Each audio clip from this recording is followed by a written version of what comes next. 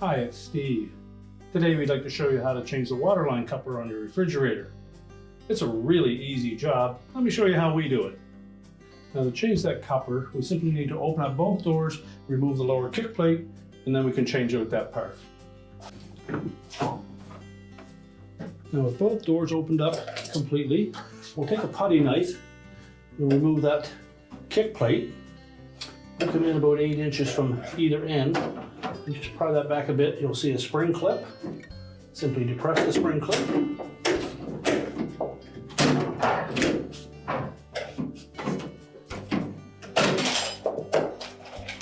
And then remove that toe plate. Now to release the water lines from the old coupler, we're going to just push in on those collars while pulling out on the tube. Now there will be some water in those lines, so you'll need something to clean that up.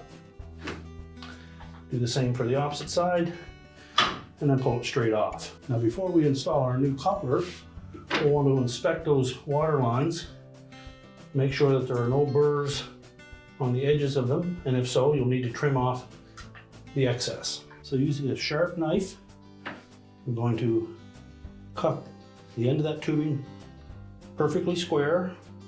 Make sure we cut back of any rib or damage on that old tubing. And we simply need to insert the tubing as far into that coupler as it will go. And then just pull back on it to lock it in place. Do the same on the opposite side.